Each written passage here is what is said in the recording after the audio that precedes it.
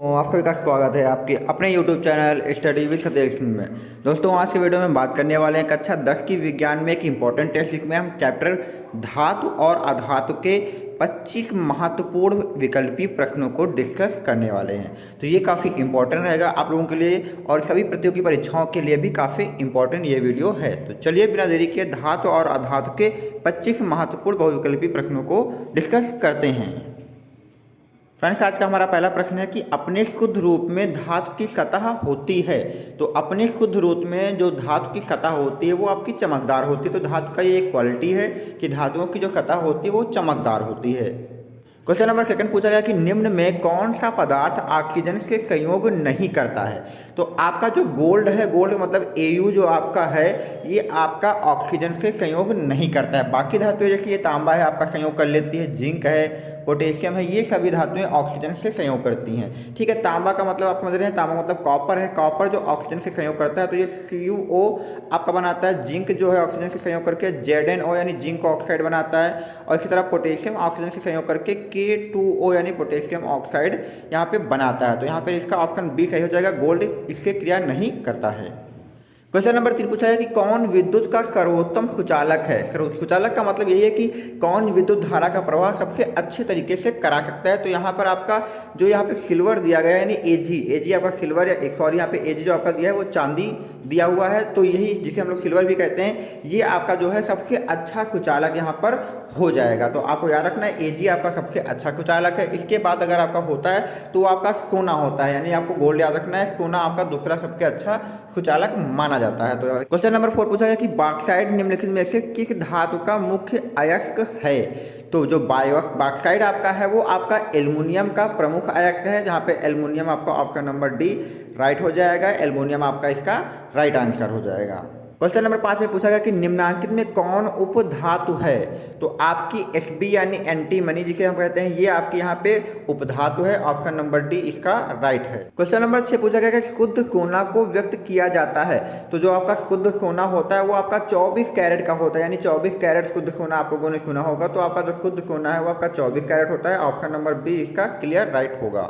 Question number 7 में पूछा गया दोस्तों यहाँ पे कि पीतल क्या है। तो पीतल आपकी क्या है, पीतल आपकी एक मिश्र धातु है। आपको याद रखना है ये दो धातुओं के योग से बनती है, तो आपकी पीतल आपकी मिश्र धातु हो जाएगी।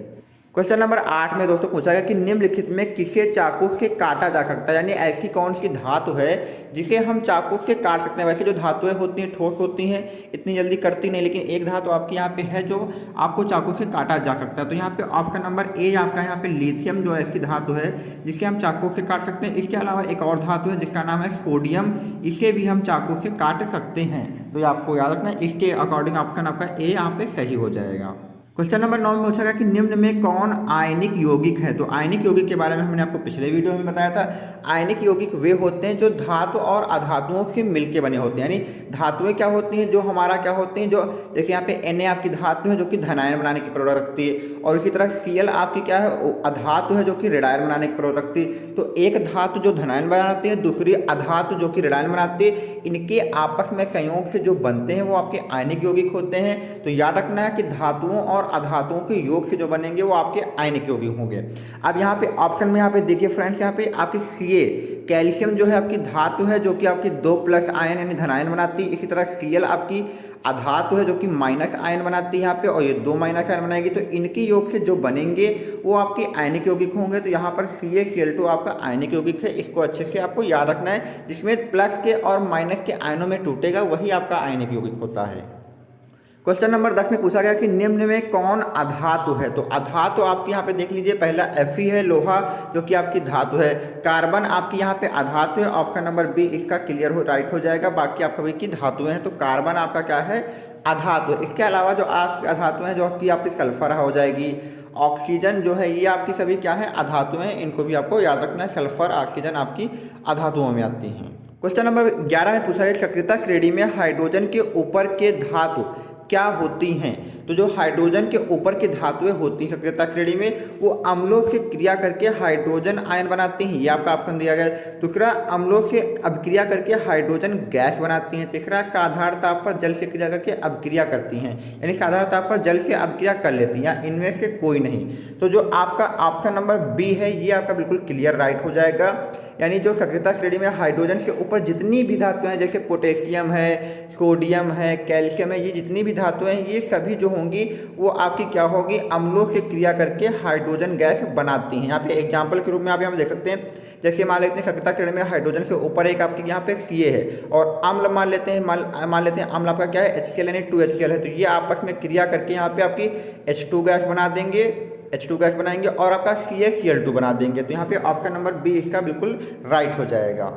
क्वेश्चन नंबर 12 में पूछा गया कि उच्च विद्युत धनात्मकता के कारण धातु के परमाणु होते हैं, तो जो धातुओं के परमाणु होते हैं वो धनायन बनाते हैं, तो इसलिए वो आपके क्या होंगे, पॉजिटिव होंगे, यानी क्या होंगे, धनायन हो जाएंगे। धातुएं हैं तो आपकी धनायन ही बनाती हैं, और अधातुएं होंगी तो आपकी ऋणायन बनाएंगे। क्वेश्चन नंबर 13 में पूछा गया कि धातु के ऑक्साइड सामान्यता होते हैं, तो हमने पिछले वीडियो में इसके बारे में बताया था कि जो धातु के ऑक्साइड होते हैं वो आपके क्षारीय प्रकृति के होते हैं। कैसे होते हैं, धातु के ऑक्साइड आपके क्षारीय प्रकृति होते हैं, मतलब कहने का मतलब कि उनकी अगर जल से क्रिया कराई जाए तो वो आपके क्षार बना देते हैं। तो धातुओं के ऑक्साइड क्या होते हैं, क्षारीय होते हैं। ऑप्शन नंबर बी सही हो जाएगा। क्वेश्चन नंबर 14 की बात करें तो लिखा है कि अयस्क के चुंबकित अशुद्धियों को दूर करने के लिए जो विधि प्रयुक्त की जाती है वह है, तो अयस्क से जो अयस्क है आपका उसमें से अगर चुंबकीय अशुद्धियां निकालना है तो उसके लिए आपको चुंबकीय पृथक्करण विधि यूज करनी पड़ेगी। ऑप्शन नंबर डी इसका राइट हो जाएगा।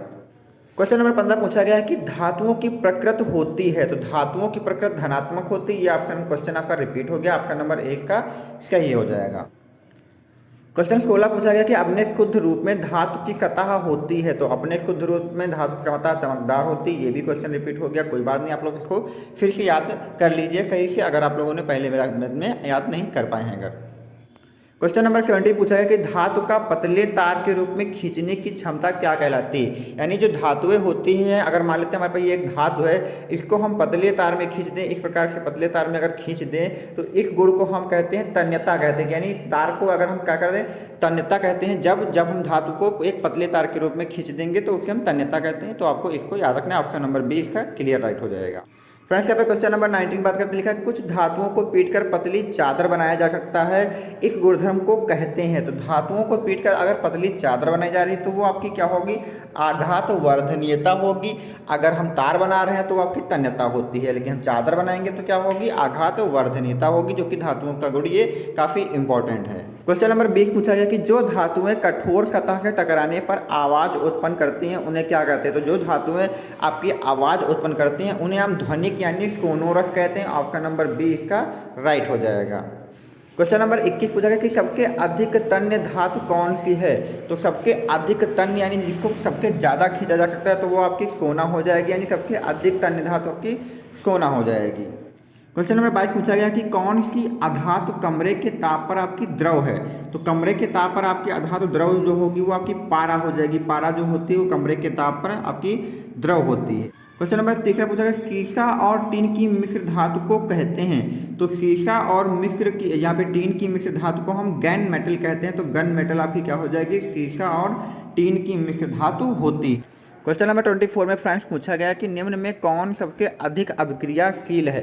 तो सबसे अधिक अभिक्रियाशील इन ऑप्शन में आपकी यहाँ पे क्या हो जाएगी, Cu आपकी यहाँ पे सबसे अधिक अभिक्रियाशील हो जाएगी। ये हमने कैसे डिसाइड किया, तो सक्रियता श्रेणी में सबसे ऊपर जो आपकी आती है वो Cu आती है, फिर आपकी Hg आती है, और फिर Ag आती है, और फिर Au आती है। तो सक्रियता श्रेणी ये कहती है कि जो धातुएं ऊपर होंगी वो अधिक क्रियाशील होती हैं। तो Cu इन सबसे ऊपर होती है, इसलिए ये अधिक अभिक्रियाशील है।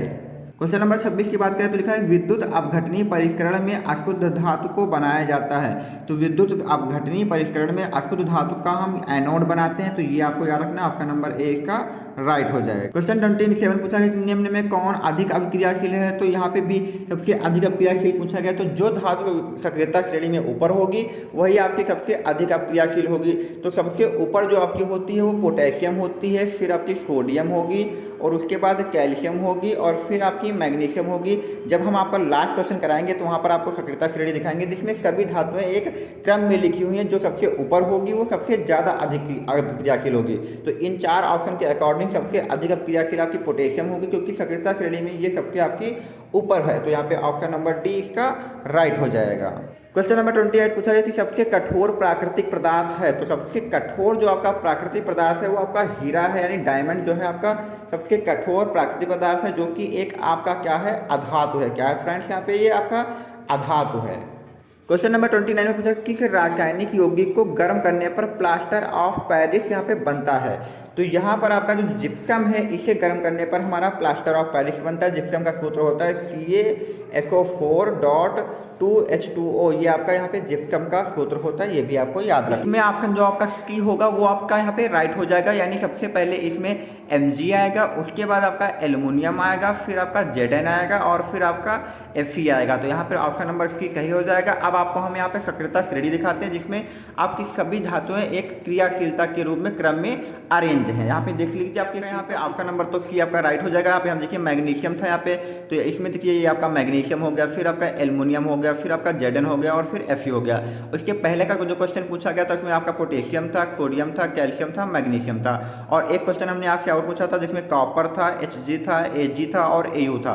तो ये आपकी कुछ धातुएं हैं जो कि आपके क्रियाशीलता के क्रम में लगी हुई हैं। जो कि आपके सबसे ऊपर की धातुएं हैं वो सबसे अधिक क्रियाशील हैं, जो बीच की हैं वो कम क्रियाशील हैं यानी मध्यम क्रियाशील हैं, और जो सबसे नीचे हैं वो कम क्रियाशील धातुएं हैं। तो ये आपको याद करनी पड़ेंगी। इनसे काफ़ी सारे क्वेश्चन यहाँ पे बन जाते हैं, तो आपको अच्छे से इसको याद कर लेना है। तो इसी के साथ फ्रेंड्स यहाँ पे हमने सारे इंपॉर्टेंट क्वेश्चन को डिस्कस कर लिया है। अगर वीडियो पसंद आए तो चैनल को लाइक, सब्सक्राइब और दोस्तों में शेयर करें।